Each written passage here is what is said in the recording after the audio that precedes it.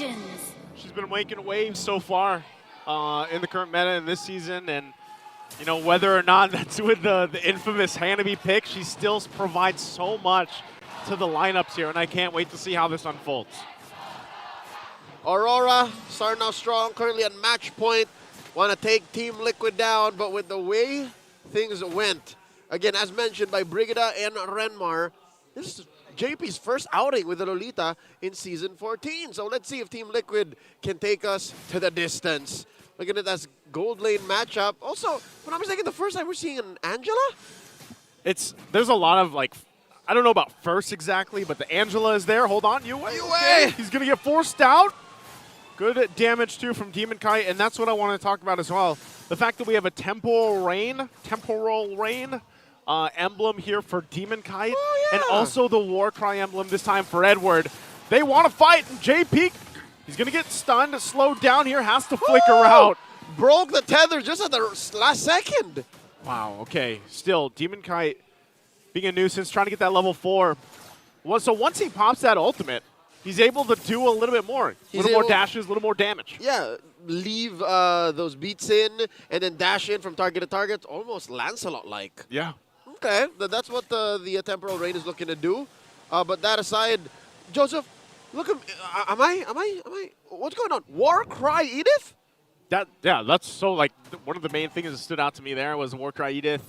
And it's really easy. Like, Edith already does good damage. Yeah. Not to mention the CC that she provides, crowd control. Once she pops the Primal Wrath, though, it's so easy to proc the Warcry Emblem, and then she does even more damage. Not even. You just flicker in, onward, Earth Shatter, basic attack, and then Bob's your uncle. That's when you go Primal Wrath. Pew, pew, pew. Yeah, it makes that pew, pew, pew even harder.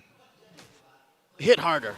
Yeah. Oh, here we go. The flicker in. There's the flicker in, and now Sanford in trouble.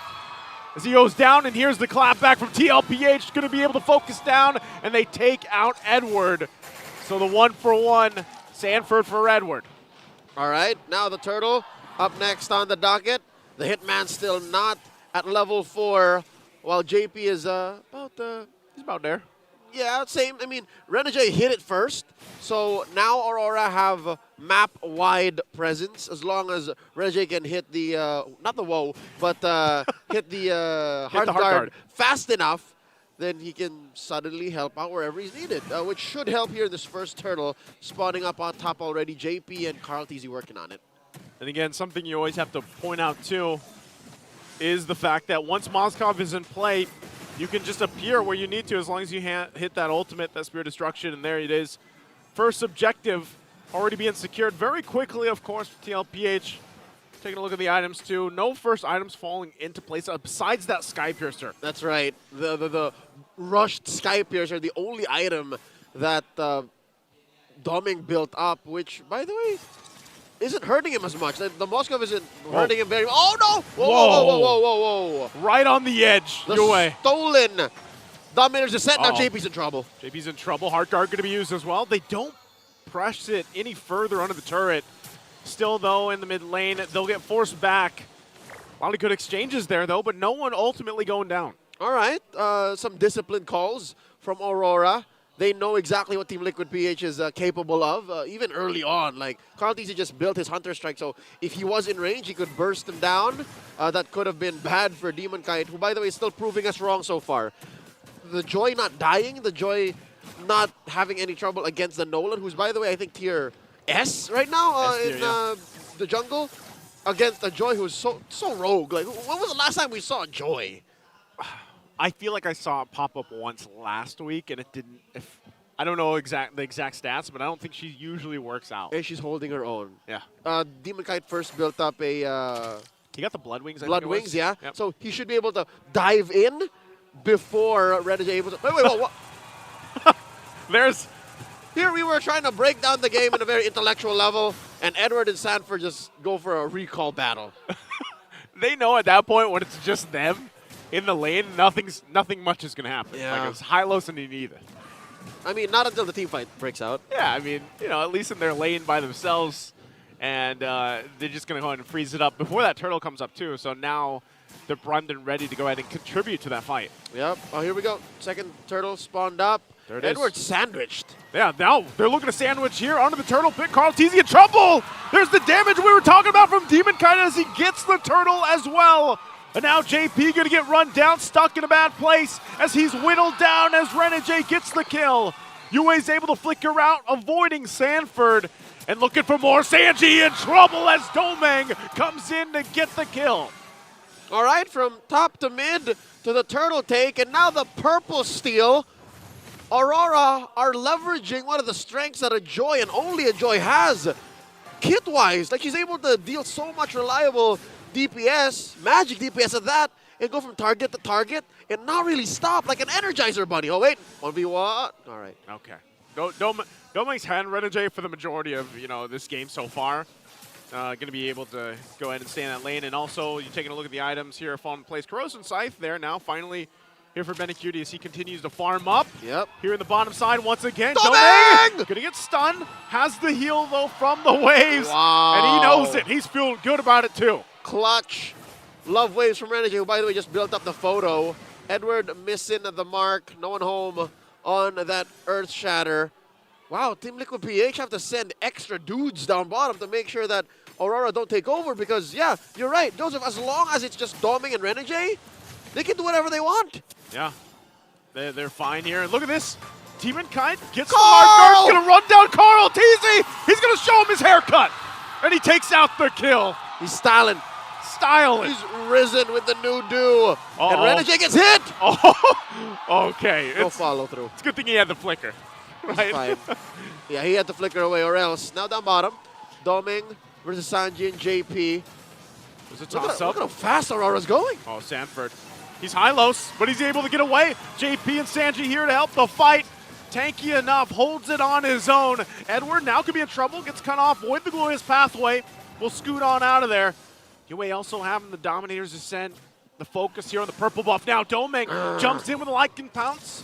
Won't be able to pick anything up. But the turtles for the taking, and Demon Kite is starting it up. Does Carl Teasy have what it takes to go ahead and steal this? Oh, no. I don't think he does. You got UA with the Dominator's Descent, really not much CC there, but the threat of damage was was enough to stop Team Liquid PH in their tracks. Amazing work by Aurora scoring that last turtle. That's at this point too for RORA. It's a very minor lead from them, but it just looking at the team fighting potential, I think the switch flips here. The later the game goes, TLPH can flip the switch in their favor, and I think even the last game we saw glimpses of it. It's just RORA didn't allow it to get out of hand, and so as long as RORA can play around this kind of like early game, mid game transition that they have, then it's good for them. But if TLPH gets those sets, how many close sets have we seen so far? Yep. Even with a Lolita, for example. And more than just the sets, I think it's range. Team Liquid PH have to play around Moskov and Sanji to be able to deal the DPS. They have to watch out for that as we watch out for Week 5 tickets. They're running out fast. Get yours now. Just head on to the ph-mpl.com for ticketing details. We hope to see you here at Week 5. Back to the action here. I'm guessing if this does make it to an enhanced Lord and Aurora hasn't won yet, that's maybe where Team Liquid PH can start to, rev back up. Rev back up. Especially once Benecutie gets to this point in the Moskov. Demon Kite now go ahead and pump out some damage on Sanford, but he's tanky enough. Carl Teasy as well has to play a little defensive here under the turret while the rest of the team gets the vision. And really there's not much more that I feel like RORA can do until this Lord is up. They can't really push any other turret, maybe the tier 1 in the mid lane if they're able to get an advantage, but right now it's just kind of the stalemate where they get as much as they can here, especially defensively before the first Lord fight. I'd reckon leverage the whole cross-map play, just while you can and while it's free, while Benecutie isn't as confident in throwing out the SOD. Oh, wait, Edward? Oh, he's fine. While Benecutie isn't so confident with the SOD and clicking it actually teleport, keep pushing the split lanes, man. Maybe mid if it's free, but yeah, look, this is the right call.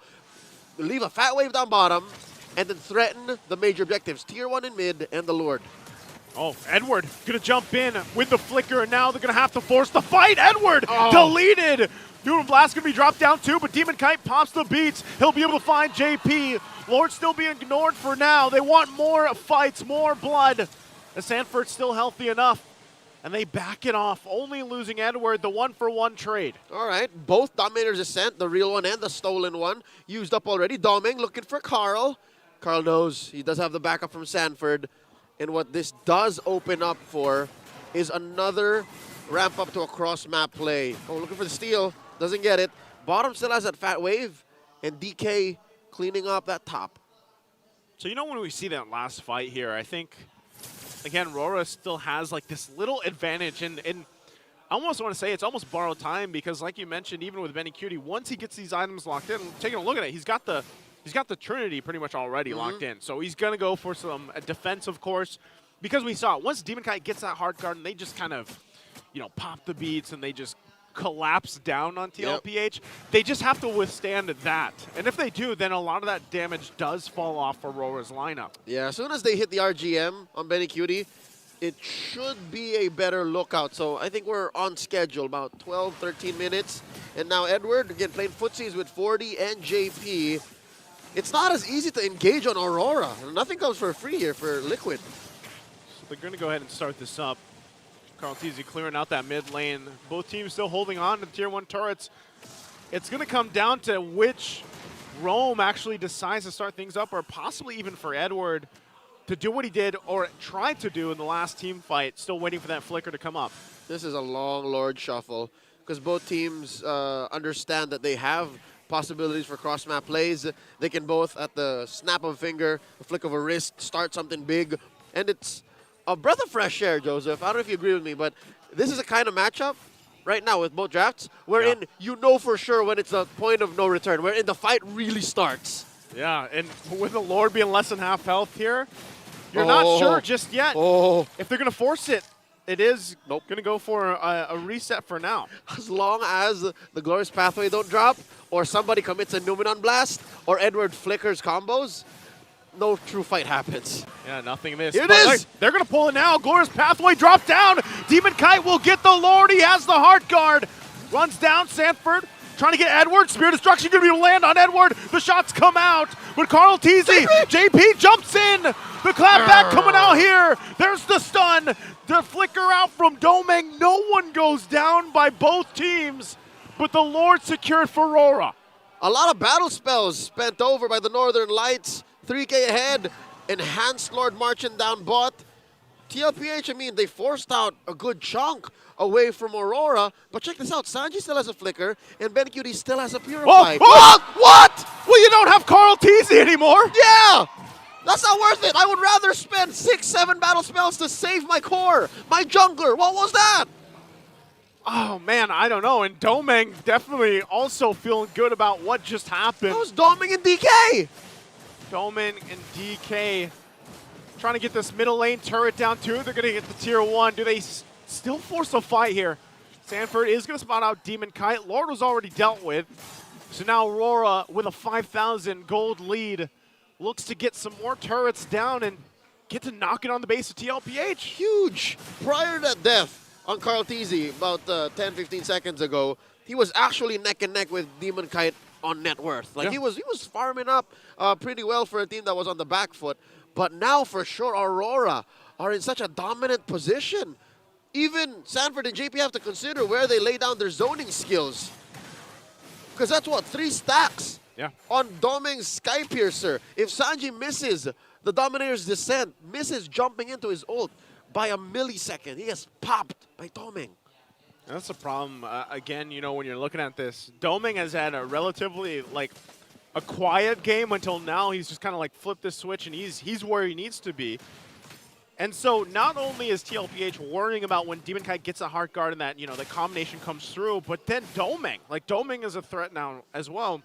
And I just feel like Benny Cutie hasn't been there just yet, even though he has the items. Again, he has the items, but he's not able to find that positioning that favors him in the fight. Because Aurora are denying it. Aurora aren't playing fair. This lineup that they drafted with the Angela and the Edith and even US stolen Dominator's Descent, more often than not, allow for Aurora to kind of dodge what usually really threatens these AoE-based lineups. Because again, Liquid PH, they want full-on 5v5.